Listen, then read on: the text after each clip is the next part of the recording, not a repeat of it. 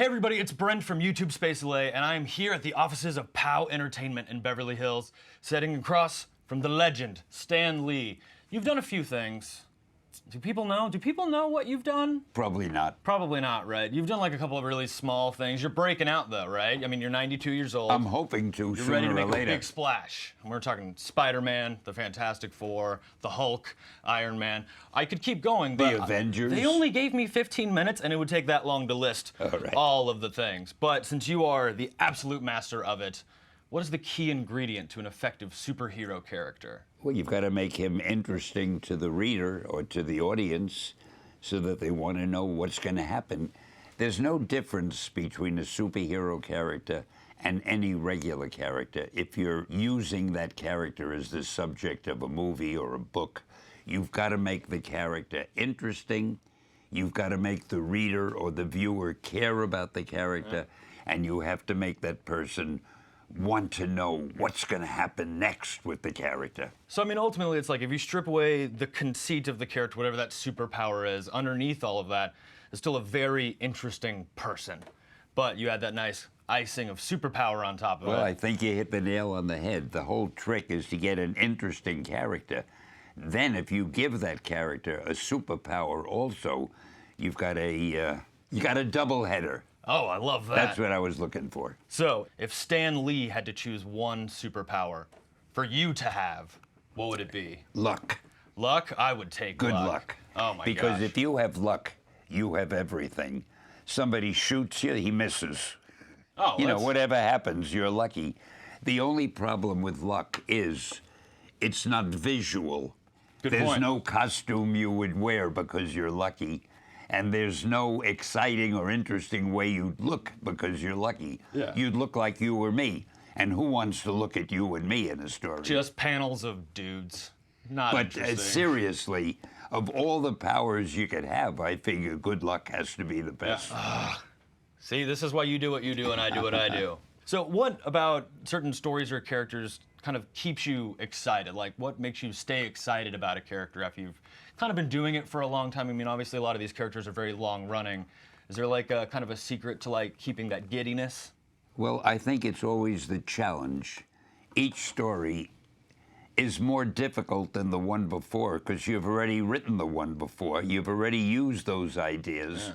With every story, you have to come up with a new angle, new ideas, something different that the reader or the audience hasn't seen before. Well, after you've done a few hundred of them, it gets tougher each time. It seems tricky, right? Yeah. Are there any stories that you still want to tell, and mainly even specifically outside of the superhero genre? I have a lot of thoughts about other stories. Yeah, I do, and a lot of them don't involve superpowers.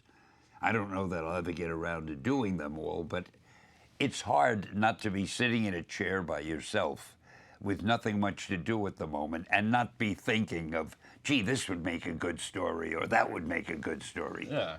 How do you almost prevent that, like the tangents in your mind? Like if you're sitting there writing, you have a pad of paper, you're at a computer, a seed will pop into your head and you want to go down that rabbit hole. Keeping that focused, do you let yourself drift every once in a while? Maybe like, this one's just for me. No one will know about that one, but I'll work on it a little No, bit. actually, every story that I write, I feel is just for me. So I'm very lucky when I'm writing a story, I don't get another idea that I wish I could stop writing this and do that. But I'm so involved in the story I'm writing. It is so self-absorbing to try to find new angles. Having written a lot of stories in the past, what can I put in this story that'll surprise the reader? What would be a new, refreshing angle? So that occupies you full time. And there really isn't time to think of other ideas till I get that finished. Yeah, I think a lot of people, whenever they're writing stories or they're working on their concepts, they worry too much about what everyone else is going to think about it. If you just keep yourself excited, and you're like, this is great, this is something that I need to see go up, like, there's definitely going to be other people that feel that way too. You've just said something that I've been preaching for the longest time. People very often have asked me, who do you write for? And basically, I write for myself. Yeah.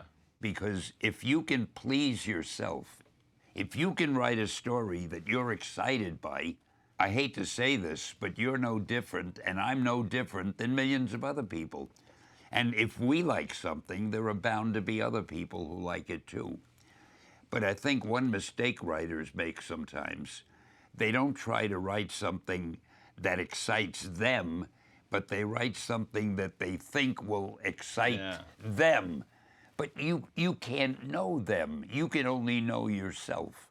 So my rule has always been to write a story that I'm interested in and to hope that enough people have the same taste that I do.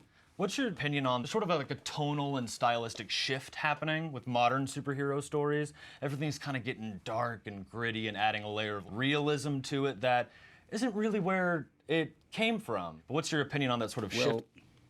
These things are self-leveling. The audience usually determines how the stories will go. If people make them too dark and gritty, if the audience likes that, fine. Yeah. But if the audience is turned off by that, eventually they'll turn back to the way the stories were. Everything is determined by who the reader is and who the audience is.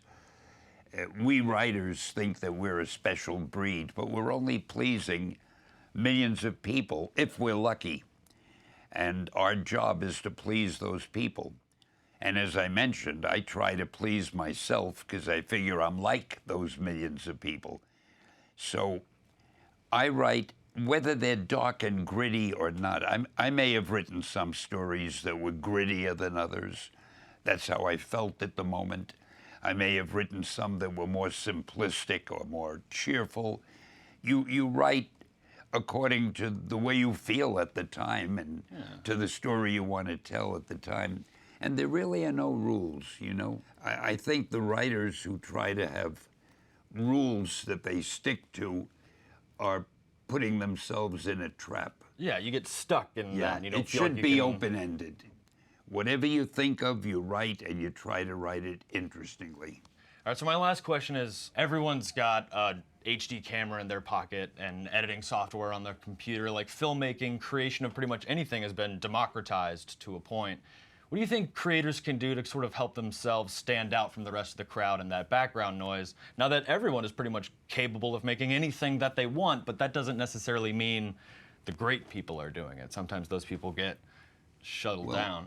It really depends. If somebody with his little handheld camera can do an exciting story, more power to them. Years ago, they had what they call sun pictures. When I was a kid, you'd buy a piece of cellophane and a piece of treated paper, and you'd hold it in the sun and a picture would come out. That was a primitive way of getting a picture. Then they had the Brownie camera. Then they finally made a motion picture camera. Then they have a 3D camera. So there'll always be new ways to tell a story. There'll always be new ways to animate a story or do a movie. But it still all gets down to how good is the story and how much will people be interested in the story. It doesn't matter what you use to tell the story. The story is everything. Yeah. And so I'm not very worried about everybody with a camera doing his or her thing. Maybe we'll get a lot of great stories out of that, and that'll be fine. We can't have too many great stories. I agree.